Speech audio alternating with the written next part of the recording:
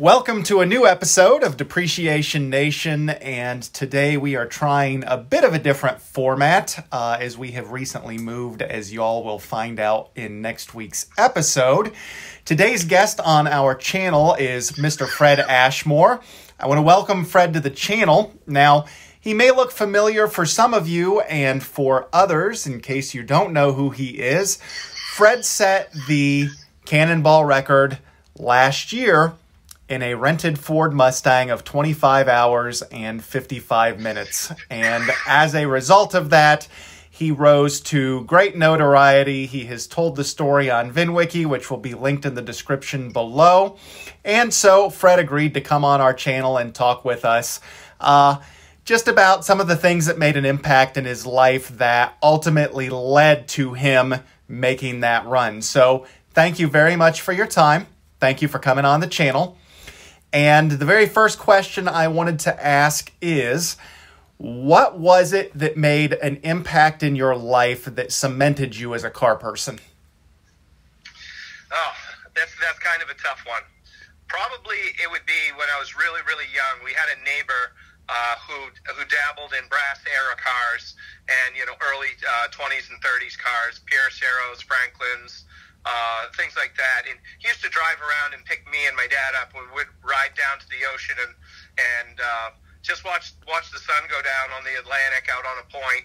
And beyond that, a lot of times we had a neighbor that had some drag cars, and he'd always test his drag cars out on the end of the road and come out and turn around at the end of the road. And he did just the little projects my dad was always doing in the shop, whether it was a camper for the family or a family truck or, working on a car with a neighbor. So I really it sounds strange, but pretty much since I could walk, I've been involved in cars. So it was almost kind of a natural ability or talent or want or desire in my life from a really young age.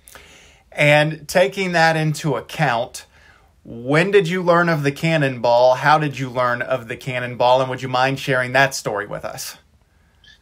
Yeah, definitely. I dabbled a little bit with the Cannonball back in the early 80s because that was my era. And we knew when the movie came out. We didn't go see it or anything. We saw it later on VHS as VHS become more popular.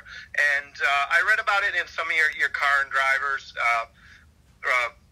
different magazines and stuff that did a little bit of coverage on it. And I read probably a little bit more about the U.S. Express, as I had in my younger years.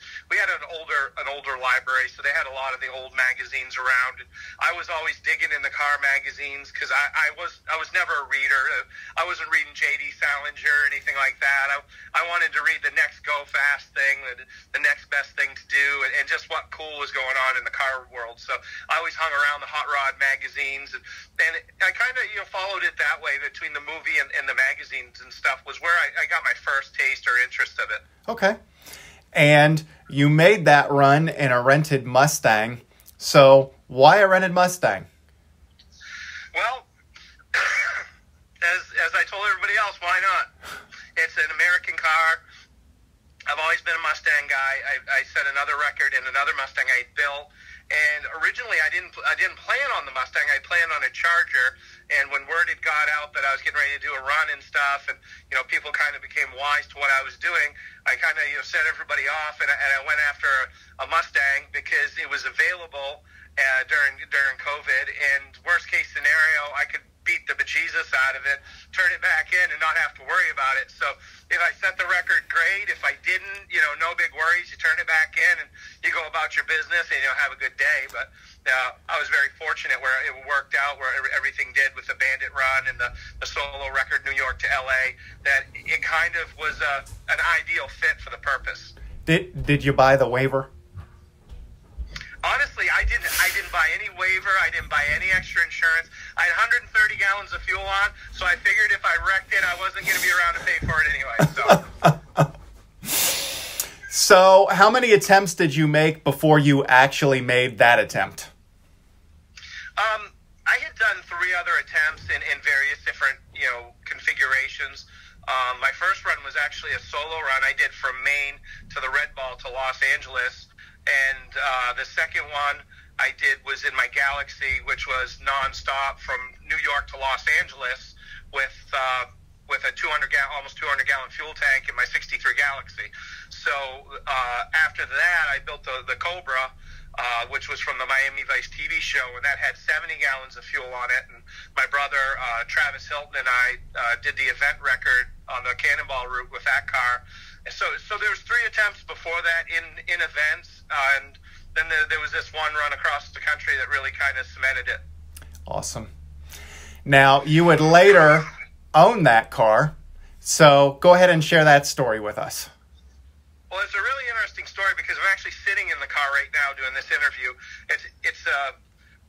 I always wanted an S550, and at the time I really wasn't in the market for one, but once the records had been set in it, I tried to purchase the car right after that, and Avis kind of bounced me around a little bit, and they had sold the car. So before the press and stuff released, I did a Google search for the VIN, and lo and behold, the car was for sale in Gonzales, Louisiana. So I got a hold of them, and trying to get the financing and stuff from out of state all lined up so I could go down and pick it up. I didn't want to set any red flags off. Well, in amongst that time, I got everything lined up and locked in before they released the road and track and the VIN wiki. And when that came out, the dealership called me, and they were really, really not happy with me. And they basically said, hey, what's going on here? Why are you lying to us? Why didn't you tell us what the car was? And I basically told them, well, the car isn't anything without me. And they kind of wholesaled the car off really cheap. It still had the same used Michelin tires I put on it after I blew the tires in the Bandit Run. So I think they were just kind of trying to get a quick buck on it, and realized they had sold it for a lot less than they had been offered. After the press come out, they inundated the dealership with offers of crazy money. And at one point when I got there, Chuck Weiss, a friend of mine, flew up from Dallas, picked me up in his plane, and flew me to Gonzales to pick it up. And for 2 or 3 hours, I didn't even think I was going to be able to get the car because they didn't want to sell it to me, because the opportunity to make so much money on it. And eventually I did wind up driving it home, and I was home for the 4th of July, and the car became mine. And now we take it to car shows and just different places and tell the story of the car. That's awesome. Well, we want to thank you for your time again. We want to thank you for coming on our channel. Now, I've been following Fred on social media since news of this broke, and I'm going to tell you that Ashmore Speed and Performance is some of the most eclectic automotive content posting you will have the privilege of seeing in a day. So I am going to link his Instagram in the description below, and if you like cars, which I'm sure you do because you're watching this, make sure you give him a follow because you won't be disappointed. So again, I want to thank you. Thank you for coming on the channel. Make sure you hit that subscribe button at the bottom of your screen so that you don't miss more content like this, and we'll talk to you soon.